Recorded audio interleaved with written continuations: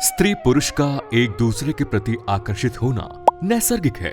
इसी आकर्षण के परिणाम स्वरूप यौन संबंध भी आता है।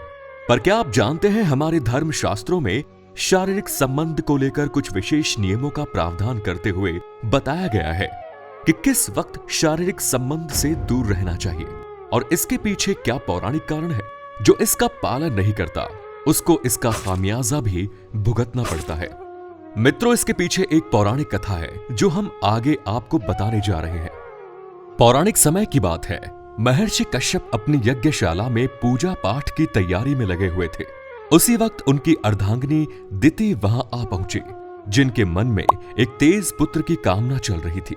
वो उनके निकट आ गई और संभोग के लिए आग्रह किया। पर महर्षि, जो सर्वज्ञानी और प्रकांड विद्वान थे, उन्होंने अपनी पत्नी से कहा, यह वक्त संभोग के लिए बिल्कुल उचित नहीं है, अतः आप अभी यहां से चली जाइए। पर दिति ने उनकी बात नहीं मानी और अपनी जिद पर टिकी रही।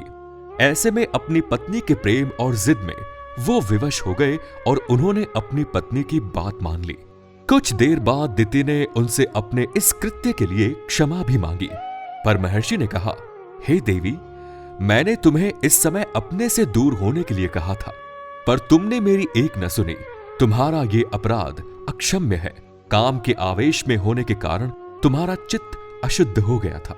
जबकि मैंने तुम्हें कई बार समझाने की कोशिश की, तुमने समय का ध्यान नहीं रखा और मेरी आज्ञा की अवहेलना और निरादर किया।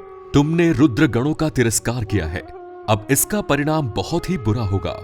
ये बात ध्यान रखना कि जिस वक्त हमने संबंध बनाया है वो बिल्कुल सही नहीं था। इसलिए अब तुम्हारे गर्भ से जो पुत्र 2 जन्म लेंगे वो बहुत ही तामसिक और क्रूर स्वभाव के होंगे। उनमें आसुरी प्रवृत्ति का वास होगा। यही नहीं, उनका अंत करने के लिए स्वयं भगवान को अवतार लेना पड़ेगा। अपने पति के तेज को दिति ने 100 वर्षों तक धारण किया। 100 वर्ष पूरे होने पर दिति के 2 जुड़वा पुत्र हुए। पहला पुत्र हिरण्याक्ष और दूसरा हिरण्यकशिपु के नाम से प्रसिद्ध हुआ। इनके जन्म लेते ही पृथ्वी, आकाश और स्वर्ग में अनेक प्रकार की अपशकुन घटनाएं घटित होने लगी। सब जगह अमंगल सूचक दृश्य दिखाई देने लगे। जन्म लेते ही दोनों दैत्य पर्वताकार के रूप में हो गए। उन्होंने सर्वत्र उपद्रव और आतंक मचाना शुरू कर दिया। वे तीनों लोकों में आसुरी राज्य स्थापित करने चाहते थे। इसी क्रम में हिरण्याक्ष ने देवलोक पर धावा बोल दिया। उसके भय के कारण देवताओं को वहां से भागना पड़ा। इतना ही नहीं, उसके मन में ये आया कि देवगण पृथ्वी पर होने वाले यज्ञ से ही इन्हें शक्ति प्राप्त होती है। इनकी शक्तियों को क्षीण करने के लिए मैं इस पृथ्वी को ही रसातल में पहुंचा दूंगा। ऐसा विचार कर वो पृथ्वी को ही लेकर रसातल में चला गया। वरुण से भगवान के पराक्रम की बात सुनकर वो उनसे युद्ध करने के लिए उन्हें सर्वत्र ढूंढने लगा। हिरण्याक्ष के लगातार बढ़ते अत्याचार और उपद्रव से सभी देवता, महर्षि, ऋषिगण अत्यंत भयभीत और बेहद दुखी हो गए। सभी देवता हताश होकर ब्रह्मा जी के पास पहुंचे और इससे मुक्ति का उपाय पूछने लगे।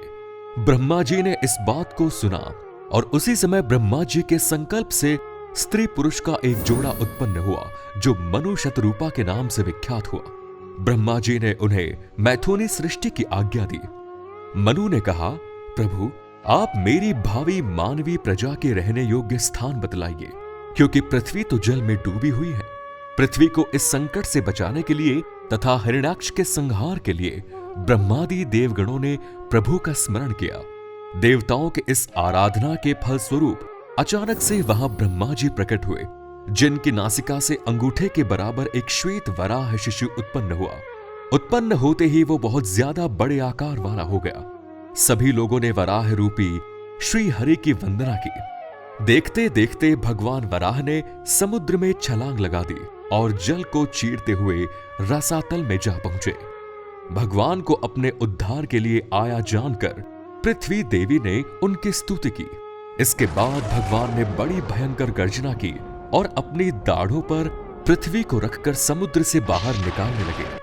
उनकी गर्जना सुनकर हिरण्याक्ष उनसे युद्ध के लिए आधमका।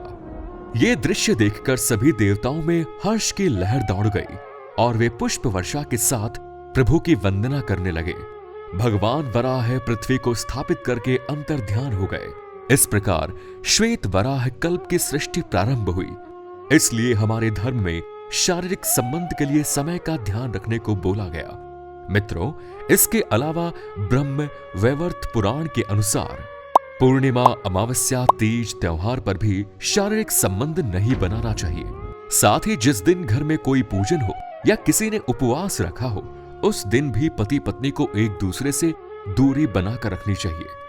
अमावस्या पर बुरी शक्तियां हावी होती है, वहीं श्राद्ध और पितृपक्ष के दिन भी पति पत्नी को एक दूसरे से दूर होने की सलाह दी जाती है। धार्मिक नियमों के अनुसार शारीरिक संबंध बनाना एक पवित्र घटना है। इसी के द्वारा संसार को आगे बढ़ता है। यदि आप इसे योग की तरह जीवन का हिस्सा रखें तो लंबा और स्वस्थ जीवन जिया जा सकता है। तो मित्रों, कैसा लगा आपको ये वीडियो? धन्यवाद।